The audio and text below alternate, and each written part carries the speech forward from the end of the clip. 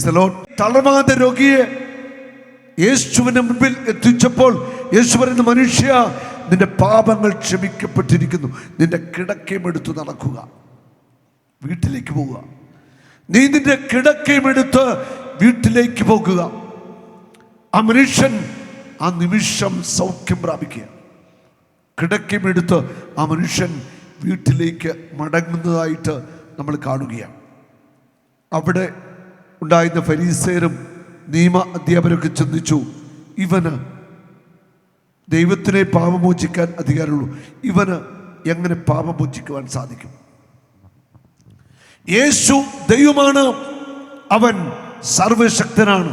യേശുവിന് മാത്രമേ പാപങ്ങൾ മോചിക്കുവാൻ അധികാരമുള്ളൂ. അവൻ മാനവരാശിയുടെ പാപത്തിന് പരിഹാര ബലിയായി തീർന്നു. എല്ലാവരുടെയും പാപങ്ങൾക്ക് വേണ്ടി അവൻ ബലിയായി തീർന്നു. അങ്ങനെ ക്രിസ്തുവിലൂടെ എല്ലാവർക്കും പാപമോചനം ഉണ്ട്. ഹല്ലേലൂയ. ലൂക്ക 5:26. എല്ലാവരും വിസ്മയഭരിതനായി ദൈവത്തെ മഹത്വപ്പെടുത്തി അവർ സംഭ്രമത്തോടെ പറഞ്ഞു, അസാധാരണ സംഭവങ്ങൾ ഇന്ന് നാം കണ്ടിരിക്കുന്നു. എല്ലാവരും വിസ്മയപ്പെട്ടു, അവർ ദൈവത്തെ മഹത്വപ്പെടുത്തി.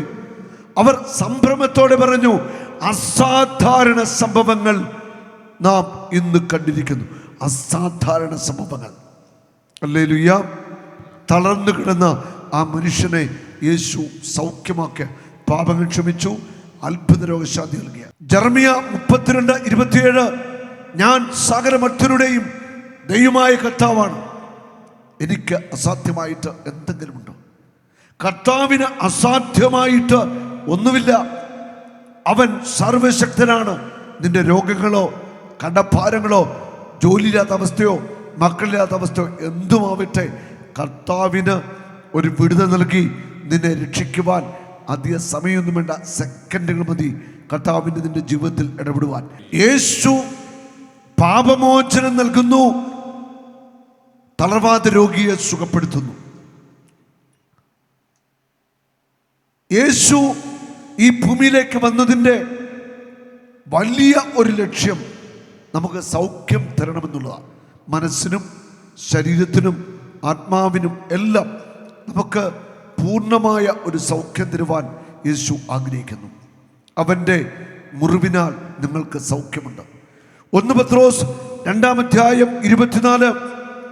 നമ്മുടെ പാപങ്ങൾ സ്വന്തം ശരീരത്തിൽ വഹിച്ചുകൊണ്ട് അവൻ കുരിശിലേറി, അത് നാം പാപത്തിന് മരിച്ച് നീതിക്കായി ജീവിക്കേണ്ടതിനാണ്. അവൻ്റെ മുറിവിനാൽ നിങ്ങൾ സൗഖ്യമുള്ളവരാക്കപ്പെട്ടിരിക്കുന്നു. അവൻ്റെ മുറിവിനാൽ നിങ്ങൾ സൗഖ്യമുള്ളവരാക്കപ്പെട്ടിരിക്കുന്നു. കർത്താവിൻ്റെ മുറിവിൽ എനിക്കും നിങ്ങൾക്കും സൗഖ്യമുണ്ട്. നിങ്ങളുടെ രോഗം എന്തുമാവട്ടെ, നിങ്ങൾക്ക് സൗഖ്യം തരുവാൻ യേശുവിൻ്റെ മുറിവിന് ശക്തിയുണ്ട്. യേശു ഈ ഭൂമിയിൽ വന്ന് മുറിവേറ്റു, സ്വയം നമുക്ക് വേണ്ടി കുരിശിൽ ബലിയായി തീർന്നു. അവൻ്റെ മുറിവിൽ നമുക്കായിട്ട് സൗഖ്യം അവൻ ഒളിപ്പിച്ചു വെച്ചിട്ടുണ്ട്. ഹല്ലേലൂയ. യേശുവിനെ റോമൻ പടയാളികൾ പിടിക്കുവാനായിട്ട് ഗെത്സമൻ തോട്ടത്തിലേക്ക് വരുന്നുണ്ട്. യേശുവും ശിഷ്യന്മാരും അവിടെ പ്രാർത്ഥിച്ചുകൊണ്ടിരിക്കുമ്പോൾ അവർ വരുന്നത്. അവർ പിടിക്കാൻ വരുമ്പോൾ പത്രോസ് തൻ്റെ വാൾ ഊരി വെട്ടി. എന്താ സംഭവിച്ചത്? ഒരു പടയാളിയുടെ ചെവി അറ്റുപോയി. ഹല്ലേലൂയ. ചെവി അറ്റുപോയി. യേശു എന്താ ചെയ്തത്? അപ്പോൾ തന്നെ മുറിഞ്ഞു കിടക്കുന്ന, മുറിഞ്ഞു വീണ ചെവി പിടയ്ക്കുന്നുണ്ടായിരിക്കും ജീവനോടെ. ആ ചെവി എടുത്ത് അങ്ങോട്ട് വെച്ച് അപ്പോൾ സൗഖ്യം. ഹല്ലേലൂയ. ഹല്ലേലൂയ. യേശു അന്നേരം സൗഖ്യം കൊടുത്തു. കുരിശിൽ കിടക്കുമ്പോൾ യേശുവിൻ്റെ ചങ്ക് കുത്തിപ്പിളർന്നു, ഹൃദയം കുത്തിപ്പിളർന്നു. ആ രക്തവും വെള്ളവും വീണു. ആ പടയാളിയുടെ കാഴ്ചയില്ലാത്ത കണ്ണുകൾ തുറക്കപ്പെട്ടുവെന്നാണ് പറയുന്നത്. യേശു ഉയർത്തെഴുന്നേറ്റ് അപ്പസ്തോലന്മാർക്ക് പ്രത്യക്ഷപ്പെടുന്നുണ്ട്. അടച്ചുപൂട്ടിയ മുറിയിൽ യേശു വന്നു. മുറിക്കകത്ത് എന്നിട്ട് സെൻറ് തോമസ് അപ്പസ്തോലിനെ അടുത്തേക്ക് വിളിച്ചു. എന്നിട്ട് പറഞ്ഞു, മുറിവുകൾ കാണുക, എൻ്റെ വിലാപ്പുറത്ത് ഈ പാർശ്വത്തിലെ മുറിവിലേക്ക് നിന്നെ വിരൽ വെക്കാൻ പറയുക.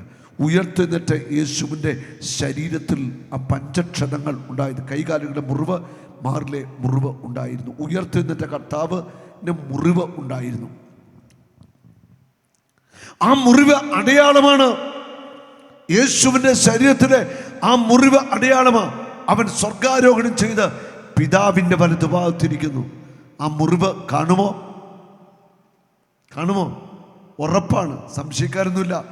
ഉയർത്തെന്നിട്ട യേശുവ് ആ മുറിവ് അപ്പസ്തോലന്മാരെ കാണിച്ചു കൊടുത്തുവെങ്കിൽ സ്വർഗത്തിൽ പിതാവിൻ്റെ വലതുഭാഗത്തിരിക്കുന്ന യേശുവിന് ഇന്നും ആ മുറിവുകൾ ഉണ്ട്. അതുകൊണ്ട് എനിക്കും നിങ്ങൾക്കും സൗഖ്യം ഉറപ്പാണ്. ആരൊക്കെ എതിർത്താലും, ആരൊക്കെ രോഗശാന്തിയെ പരിഹസിച്ചാലും അത്ഭുത രോഗശാന്തികൾ യേശു ചെയ്യും, ഉറപ്പാ. കാരണം അവൻ്റെ മുറിവിൽ സൗഖ്യമുണ്ടെന്ന് വചനം ഉറപ്പിച്ചു പറയുകയാണ്. അതുകൊണ്ട് ആരൊക്കെ എവിടൊക്കെ എന്തൊക്കെ പറഞ്ഞാലും ശരി, യേശു സൗഖ്യം നൽകും, നൽകിക്കൊണ്ടേ ഇരിക്കും. ഹല്ലേലൂയ. യെശയ്യാ പ്രവാചന പുസ്തകം 53-ാമത്തെ അധ്യായം 4-5 തിരുവചനങ്ങൾ. അവൻ നിന്ദിക്കപ്പെട്ടു, നാം അവനെ ബഹുമാനിച്ചതുമില്ല. നമ്മുടെ വേദനകളാണ് യഥാർത്ഥത്തിൽ അവൻ വഹിച്ചത്, നമ്മുടെ ദുഃഖങ്ങളാണ് അവൻ ചുമന്നത്. എന്നാൽ ദൈവം അവനെ പ്രഹരിക്കുകയും ശിക്ഷിക്കുകയും ദണ്ഡിപ്പിക്കുകയും ചെയ്തെന്ന് നാം കരുതി.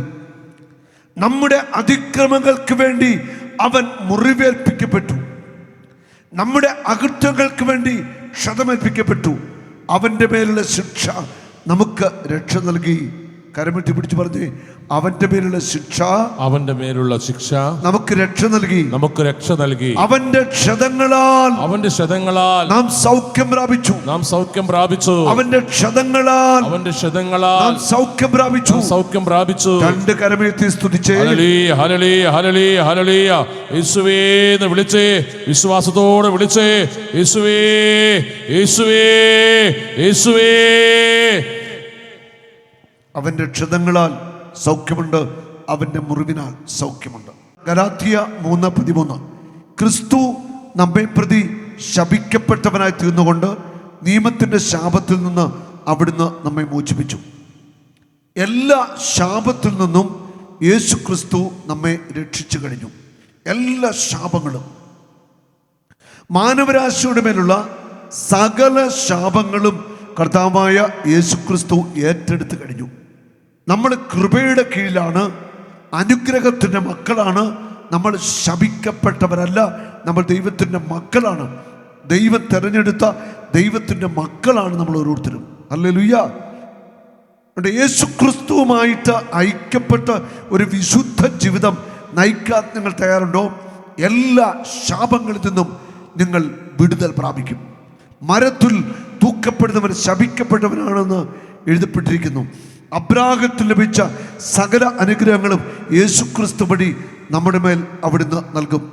അനുഗ്രഹം പ്രാപിക്കണമെങ്കിൽ യേശുക്രിസ്തുവുമായിട്ട് നീ രമ്യതപ്പെടണം. പാപ വഴികൾ ഉപേക്ഷിച്ചെങ്കിൽ മാത്രമേ ശാപത്തിൽ നിന്ന് നമുക്ക് വിടുതലുള്ളൂ. യേശുക്രിസ്തു ശാപം ഏറ്റെടുത്തു. ഞാൻ യേശുവുമായിട്ട് ഐക്യപ്പെട്ട സ്നേഹത്തിലാവുമ്പോൾ എല്ലാ ശാപത്തിൽ നിന്നും, എല്ലാ ബന്ധനങ്ങളിൽ നിന്നും നമുക്ക് വിടുതലുണ്ട്. യേശു നമ്മുടെ പാപങ്ങൾ ഏറ്റെടുത്തു, ശാപങ്ങൾ ഏറ്റെടുത്തു, രോഗങ്ങൾക്ക് സൗഖ്യമുണ്ട്. ഒരു പോയിന്റ് കൂടി, യേശു സാത്താൻ്റെ പ്രവൃത്തിയെ നശിപ്പിക്കാനാണ് വന്നത്. 1 യോഹന്നാൻ 3-ാം-അധ്യായം 8-ാമത്തെ വചനം. പിശാചിൻ്റെ പ്രവൃത്തികളെ നശിപ്പിക്കാൻ വേണ്ടിയാണ് മനുഷ്യപുത്രൻ പ്രത്യക്ഷനായത്. പിശാചിനെയും അവൻ്റെ ശക്തിയും യേശു കാൽവരിയിൽ തകർത്തു കഴിഞ്ഞു. കൊളോസോസ് 2-ാം-അധ്യായത്തിൻ്റെ 14-15 വചനങ്ങളിൽ നമ്മൾ വായിക്കുന്നുണ്ട്, യേശു നമുക്ക് ദോഷകരമായി നിന്ന ലിഖിത നിയമങ്ങളെ അവൻ മായ്ച്ചുകളെയും അവയെ കുരിശിൽ തറച്ച് നിഷ്കാസനം ചെയ്യുകയും ചെയ്തു. ആധിപത്യങ്ങളെയും അധികാരങ്ങളെ, അതായത് സാത്താൻ്റെ ആധിപത്യവും അധികാരത്തെയും അവൻ നിരായുധമാക്കി. അവൻ കുരിശിൽ അവയുടെ മേൽ വിജയം ആഘോഷിച്ചുകൊണ്ട് അവയെ പരസ്യമായ അവഗണനാപാത്രമാക്കി മാറ്റി. സാത്താനെ യേശു കുരിശിൽ പരാജയപ്പെടുത്തി കഴിഞ്ഞു. സാത്താൻ്റെ മേൽ യേശു ആധിപത്യം നേടി. ഒരു സാത്താനും ദൈവമക്കളെ തൊടാൻ പറ്റത്തില്ല. യേശു സാത്താനെ പൂർണ്ണമായിട്ട് കുരിശിൽ തോൽപ്പിച്ചു കഴിഞ്ഞു. Hallelujah, hallelujah. പിന്നെ എങ്ങനെ സാത്താൻ്റെ അടിമത്വത്തിൽ മനുഷ്യനാവുന്നത്? പാപം ചെയ്ത് ജീവിക്കുമ്പോൾ സാത്താന് നമ്മുടെ മേൽ ആധിപത്യം ഉണ്ടാവുകയാണ്. സാത്താൻ്റെ അടിമത്വത്തെ തകർക്കുന്ന ഒരു വലിയ അഭിഷേകം നമ്മുടെ മേൽ വ്യാപരിക്കട്ടെ. നമുക്ക് പാപവഴികൾ ഉപേക്ഷിക്കാം. ദൈവസ്നേഹത്തെ നിറയാം. ഒരു നാളും നീ അനാഥനല്ല, ഒരു നാളും നീ അന്യനല്ല, ഒരു നാളും നീ അനാഥനല്ല.